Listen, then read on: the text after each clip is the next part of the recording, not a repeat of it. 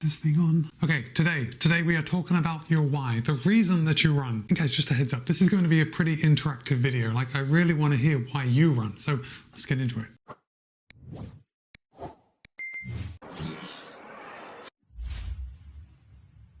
Well, like most of my videos that come out on a Monday, this is based on an article that I read. This time it was an article in run.outside online. And the article is titled, "If I'm not PRing, is it worth racing?" And the answer to that question is going to be very user dependent, because I have even received a lot of comments from people saying things like, "You're not a very fast runner, why do you even race?" Or, you know, there's the stereotypical comments that come from co-workers that don't run, something along the lines of, "Did you win?" when you tell them that you ran a race. Look, I don't have to tell you, it's very unlikely though that either of us is going to win any race that we enter, right? Maybe you've run a few. I know I have actually run a few, but these are pretty small races in the whole scheme of things, right? I mean, it's very unlikely that either of us has won or is going to win the Boston Marathon, or let's just say any of the marathon majors. But of course, we all know that winning isn't everything, but is PRing or PBing everything? Like, if you're not getting better, is there a point to keep moving forward with your running? And I'm sure most of you already realize that the answer is yes. You don't have to run better than you did the last time in order to make it a worthwhile pursuit. Now, there's a lot of good reasons to run, right? Let me just think of a few. There's health. Health covers a lot. So we've got physical health, mental well-being. I think especially for those of us that live in the northern climates, you know, when winter's over, it's fun to just get outside. So get outside, spending time in nature. And if you like to run with other people, just the social aspect is a big part of it. I mean, even if you don't like to run with people or don't get to on a regular basis, just the social side of running on social media is a big deal, right? You're here for that reason. You're here because you just want to hang out, talk about running, maybe drop a comment to let other runners know why you run. In fact, ultimately, that is going to be our question of the day. So if you want to get a head start, you can start typing while I'm talking. Now, while there are other reasons like, you know, the health, the well-being, the social, the getting outside, part of running that are really good, running a PR or having some outside influence motivates you to keep running isn't necessarily a bad thing. In fact, it's a good thing, but we just have to keep that one thing in perspective. And it's important to keep it in perspective and maybe to keep some other motivating factors like in the back of your mind. And if we're always training to be better and better and better, it can sometimes lead to anxiety, and that anxiety is going to lead to burnout. So if you're only training because you want to get better and better and better every single time, just be aware of the pitfalls that come with it. But fortunately, I think running to run a PR is not as popular as some of the other reasons that we run. Like, as a running group, most of us run for other reasons. And there was actually a Strava study titled "Why We Run" that was done back in like late 2019 to 2020. So of course we were getting the whole pandemic boom of running. And that study looked at 25,000 runners, and they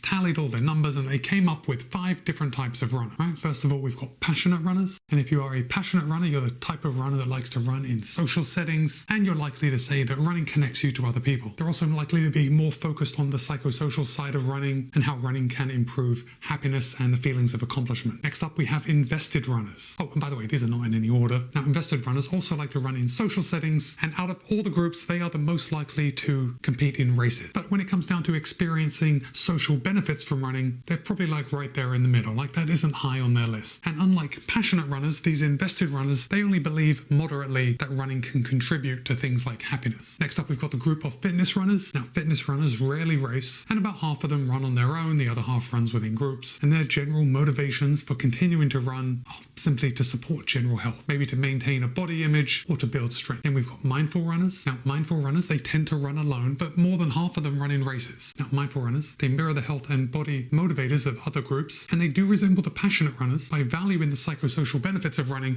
like happiness, right? Happiness is something that we keep coming back to. And finally, there are the reluctant runners. Now, reluctant runners, they rarely run in races and they primarily run alone. This could be why they're reluctant. Now, reluctant runners, they do have health and body related motivations for getting out there, but they don't value the social or psychosocial benefits of running. So after that list, are you able to tell me which group you fall into? And here's the thing, you will probably fall into a few of those groups. There might be one that you identify with the most, but in all likelihood, you probably cross boundaries. And that's totally normal. Oh, and what's more, you probably change groups as you age, or as you go through different life cycles, you may find different motivations to run, and therefore you're moving between groups. So if we think about reluctant runners, you know, the people that don't race, the people that don't find value in running with others, I would say, you know, just off the top of my head, that they are probably newer runners. Like, they haven't got that bug yet. They got started maybe because they want to lose weight, maybe because they just want to do something, anything. Remember, this was like right in the middle of the pandemic, but they're not, I don't know, for lack of a better word, addicted to running yet. Now, funnily enough, in this study, 42% of the runners fell into that reluctant runner category. And that's probably due to the pandemic, and we're having so many more runners like jump in and start running. I'm sure if the same study was conducted today, we'd see a little different results. But upon reading this study just a little further, it turns out that's not entirely true,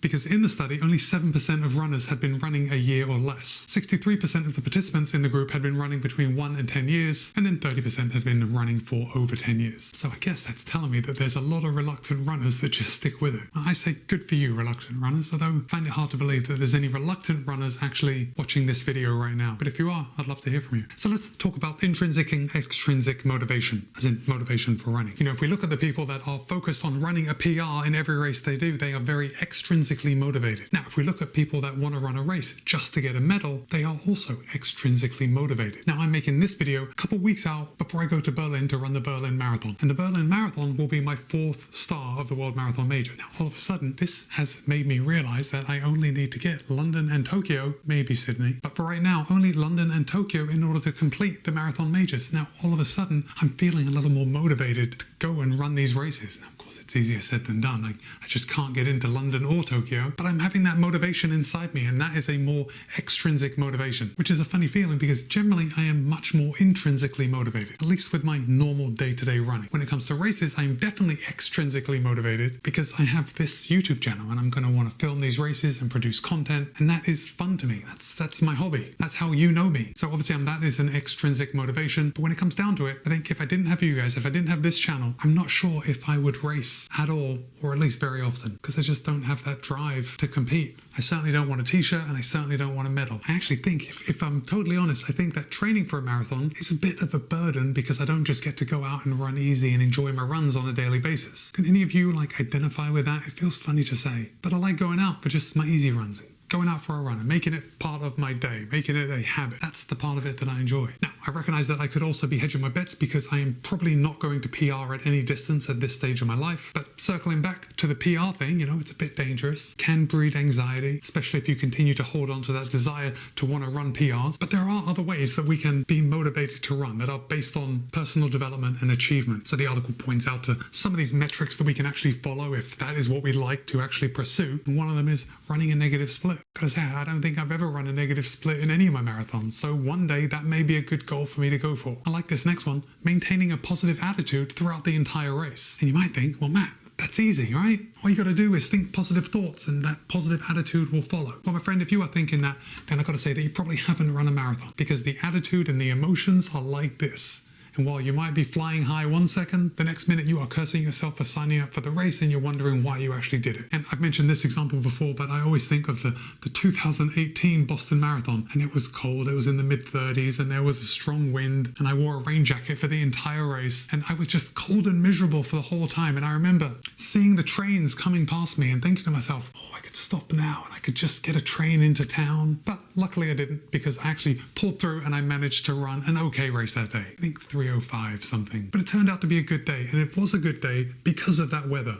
Right? It was cool. And although it wasn't comfortable, it was still cool, and I was able to run at a good effort for the entire race. So anyway, maintaining a positive attitude, that is something that I could work toward. How about this? If you've got some experience and you know what works for you, you could have the goal of nailing that pre-run routine. And we're talking getting a good night's sleep beforehand, having a good pre-race meal, doing your dynamic warm-up, really getting ready for the race, setting yourself up for success. That could be a success for you. It doesn't have to be a PR. And then of course you could look for other runners in the race to compete with. And this is actually more difficult than it sounds, unless you're doing a big city marathon where there are just loads of people. Because when there are loads of people, there's going to be a higher percentage of the people that are running at exactly the same effort as you. So you can pick that person just out in the distance and kind of focus on their back and kind of reel them in, and then pass them and choose the next person and then try and beat them. These are all good ways to stoke your motivation. Now, the article does mention how runners are often very focused on linear improvement, right? And this is common because we've got so many data points in which to focus on, which we can actually interpret to meaning that we're we're getting better. And if we are not getting better, well, then it must mean that we're regressing. And that's not true, at least not all the time. So if you are not one of these runners that focuses on a PR every time you go out, you could also focus on doing well in a particular event. So let's say you're running a race that is hillier than previous races that you've run. Well, it would be irrational to actually compare yourself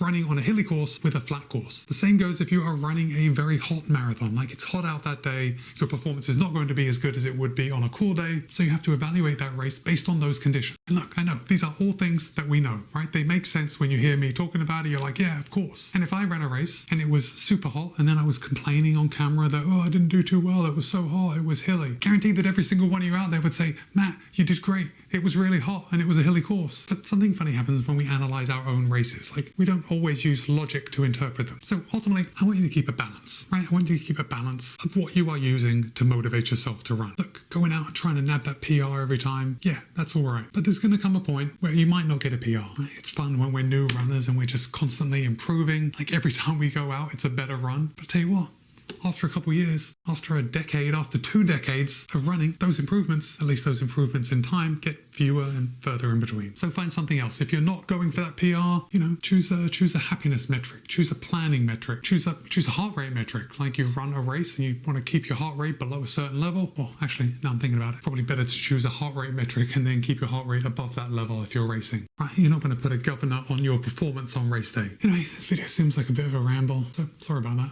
Anyway, drop a comment. Let me know. Let me know what kind of runner you are. Let me know what motivates you to run. And of course, let me know if that motivation has changed over time. Okay, hold on 1 second. Seems to take me longer and longer to find an emoji, especially when it's not immediately obvious from the topic of the video, but oh, got a good one. Okay, so if you have made it to this point in the video, I want you to drop the badminton racket with a shuttlecock in the comments, just so I know that you've made it all the way to the end of the video. And with that, it's Matt B. This has been a video on why you run, like your running motivations. Be kind, be happy, run well. See you in a couple of days.